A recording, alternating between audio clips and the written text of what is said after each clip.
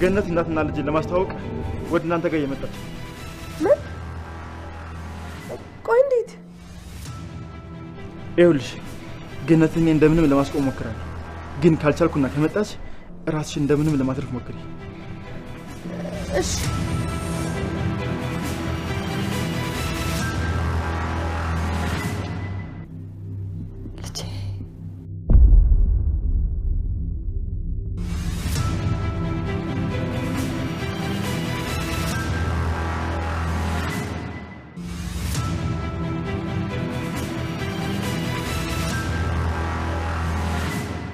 ነው የምታለቅሽው?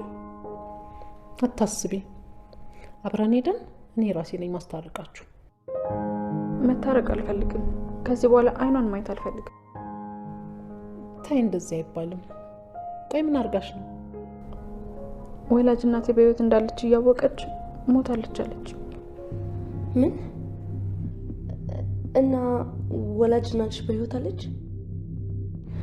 አዎ በህይወት አለች። ወደ ኢትዮጵያ መጣ እኔን ስታፈላልገኝ እንደቆየችና 22 አካባቢ እንደምትኖር ነግራኛለች።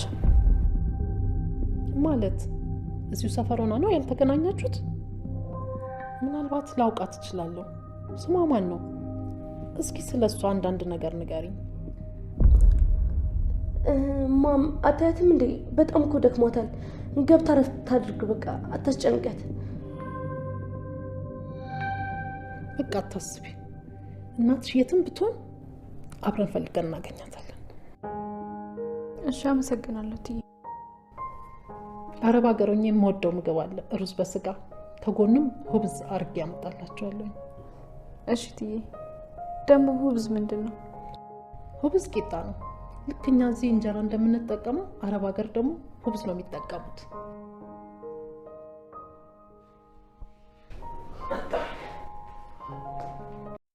ሰላም ጤና ይስጥልኝ ወደ ቻናሌ ቤተሰቦች እንዴት ናችሁልኝ?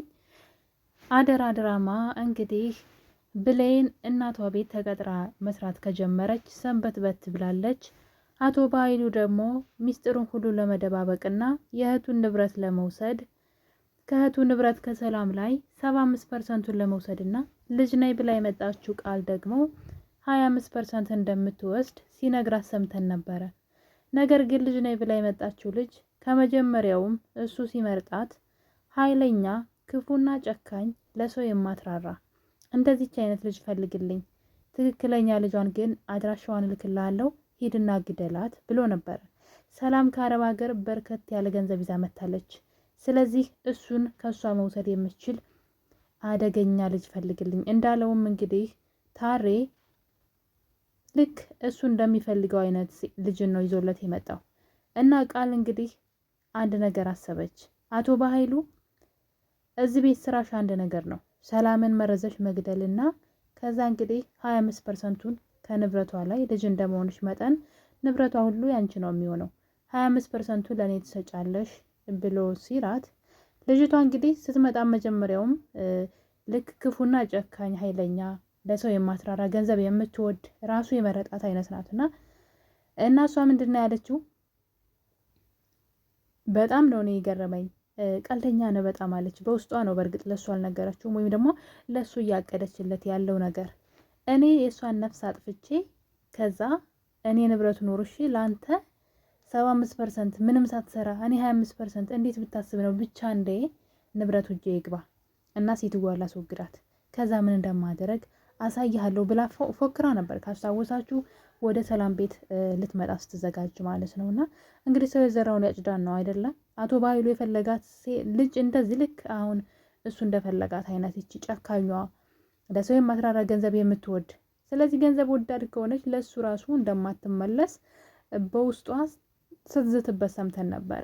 እና እንግዲህ የሱን ሊጥልለት እሷን ማለት አቶ ባይሉን ሊጥል የሚችል መረጃ ትፈልግ ነበረ ከአቶ ባይሉ ላይ። ምክንያቱም ደግሞ የሰላምን ንብረት ወደ እሷ ስም ሲሆን ምንም ነገር እንዳይካፈላት ትፈልጋለች። ምንድነው ሌባ ሲሰርቅ ይስማማል፣ ሲካፈል ይጣላል ይባላል። እና ቃልና አቶ ባይሉ እንግዲህ በሁለቱ መካከል ነው ውሎ ያለው። ታሬን አይመለከትም። ታሬ አቶ ባይሉ የሆነ ነገር ይጥልለታል። ነፍስ ግደል ሲለው ሄዶ ይገላል። እንዲህ ሄደ የሰው ህይወት አበላሽ ሲለው እየሄደ ያበላሻል። በነገራችን ላይ ለታሬ አንዳንዶቻችሁ ኮሜንት ስጽፉለት አይቼ ነበርና እስኪ አንዳንዴ እንኳን አፍቅረህ ፊልም ስራ፣ ሁሌ ወንጀል መስራት ስትሉ ነበርና አዎ ሐረግ ድራማ ላይም የያፌት ምንድነው ጋርድ ሆኖ ነው አይደለም የሚያገለግለው። በጣም ሰዎችን ህይወት በጣም አበላሽቷል። ብዙ ሰዎችን ሲገላ አይተናልና በእርግጣውን በነፃነት እየኖረ ነው። እንግዲህ ያፌት ሞተ ተብሎ ምናምን እሱ ግን በነፃነት ይኖር ነበር። ያኔ የሰራው ወንጀል በአለቃው ትዕዛዝ ቢሆን ራሱ እሱ ነበር ሲሰራው የነበረውና ሲታሰር አላየነውም። እዛ ድራማ ላይ ራሱ ተደብቆ ምናምን ይኖር ነበር። አግባብ ነው ብዬ አይደለም። በጣም ብዙ ጊዜ እኮ አለቃዎች አዘው ታዛዦቹ ጋርዶቹ ወይም ደግሞ የሚፈጽሙ ሰዎች ወንጀል ይሰራሉ አይደለ? ገንዘብ ብለው ሰው ይገላሉ፣ ብዙ የሰውን ህይወት ያመሰቃቅላሉና ታሬም እንግዲህ ሐረግ ላይ እንደዛ ያደርግ ነበር። እዚህም ተመሳሳይ ነገር ነው የሚያደርገው። ሌላ ቦታም ብትሄዱ እንደዚህ እያደረጋለ የሆነ ሳቢላ ድራማ ላይም እንደዛው ያደርጋልና አንዳንድ ያፍቅረ ስራ ሁል ጊዜ የሰው ተላላኪ መሆንና ወንጀለኛ መሆን ይቅርብህ። እና እንግዲህ እዚህ ብሌን ድራማ ላይ የእሱ ድርሻ የአቶ በኃይሉ ቅጥረኛ ሆኖ መስራት ነው። ነገር ግን እሱም በጣም ገንዘብ ስለሚወድ አቶ በኃይሉን መጣል ይፈልጋል። ምን አለፋችሁ ሁሉም አንዱን አንዱ መጣል፣ አንዱን አንዱ መጣል፣ ለአንዱ አንዱ ጉድጓድ ይምሳል፣ ለአንዱ አንዱ ጉድጓድ ይምሳል እንጂ አንደኛው ተሸናፊ ታዛዥ አይደለም።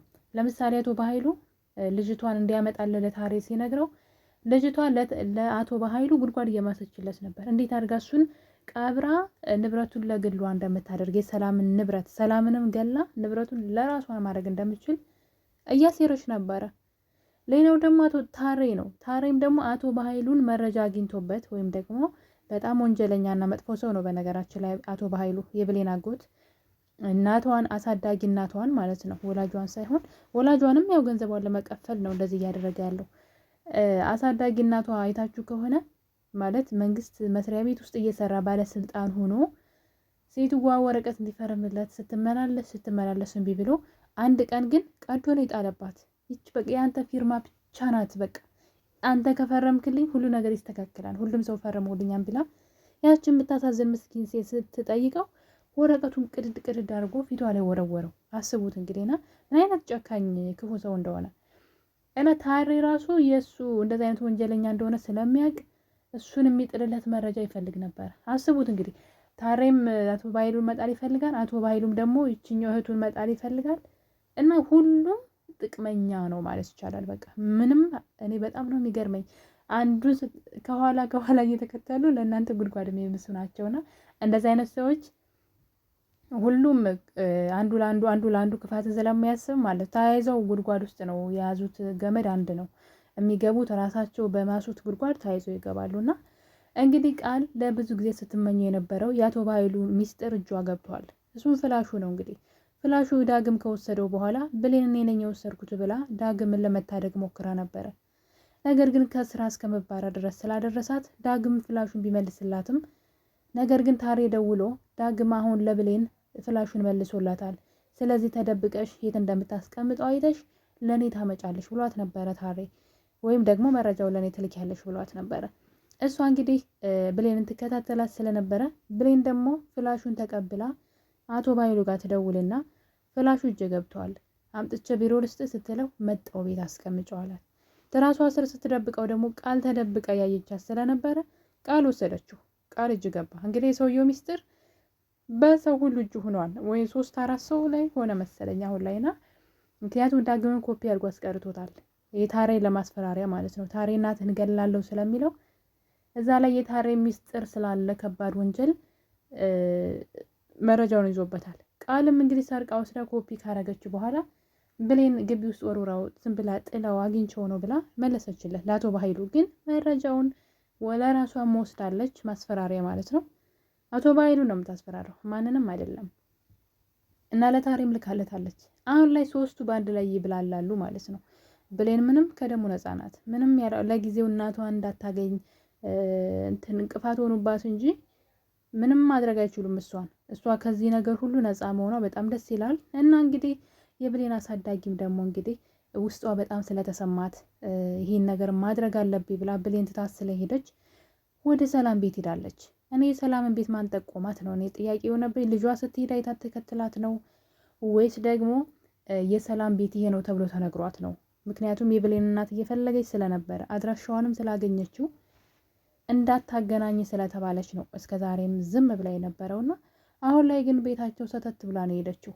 ነገሩ አስደንጋጭ ነው። የገዛ ልጇን ራሱ አግኝተዋለች። ዳግም እናቱ በህልሙ ያያትን እናቱን ያገኛት እዛ በህልሙ አቶ በኃይሉ ሲገላት የነበረችው ሴት በአካል አያት እና እንግዲህ ከዚህ በኋላ ዳግም እናቱን ለማግኘት ራሱ ብዙ ርቀት ይጓዛን ብዬ አላስብም። በቀላሉ የብሌንን አሳዳጊ ሊቀርባት ይችላል። ምናልባትም ካወሩ ደግሞ ነገሩ ግልጽ ሊሆን ይችላል። ማንም ሰው ሳያስፈልጋቸው ሊተዋወቁ ይችላሉ ብዬ አስባለሁ። እንግዲህ የዳግም ወላጅ እናት የብሌን አሳዳጊ ሰላም ቤት በራቸውን አንኳኩታ ሰተት ብላ ገብታለች። ምን ልትፈጥር ይሆን? እውነት ብሌንን ይቅር በይኝ ብላ ብሌን የት እንደምትሰራ ደርሳበት ብሌንን ለመውሰድ ነው የመጣችው ወይስ ደግሞ እውነቱን ለሰላም ልትነግራት ይሆን? እውነቱን ለሰላም ከነገረቻት መልካም ነው። እንግዲህ ሰላም ለጊዜው ላታምን ትችላለች። ልጄ ይህች ናት ቃል ናት ብላ ድርቅ ልትል ትችላለች።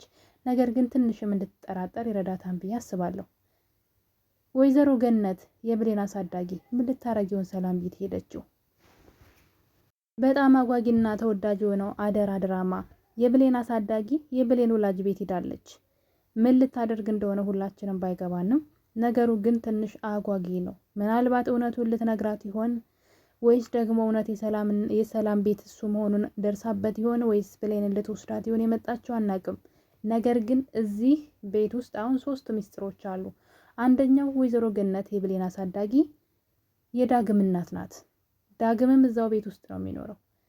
በዛ ላይ ደግሞ ሰላም የብሌን እናት ናት። ይሄ ነገር ግልጽ መውጣት አለበት። ምክንያቱም የብሌን ስቃይም ሊበቃ ይገባል። እና የኔ ውድ ቤተሰቦች እንግዲህ አደራ ድራማ አሁን ላይ ትንሽ አቶ በኃይሉ ደርሶ ነገሩን ካላበላሸው ማለት ነው። አቶ በኃይሉ ይህን ነገር ሰምተዋል። የብሌን አሳዳጊ ወደ ሰላም ቤት እየሄደች እንደሆነ እናትና ልጅ ልታገናኛቸው እንደሆነ መልእክት ስለደረሰው እየፈጠነ ወደ ቤት ሄዷል። ይደርስባቸው ይሆን? በቀጣይ ክፍል በክፍል 10 የምናይ ይሆናል። የዛሬን አበቃን። ቸር ቆዩልኝ።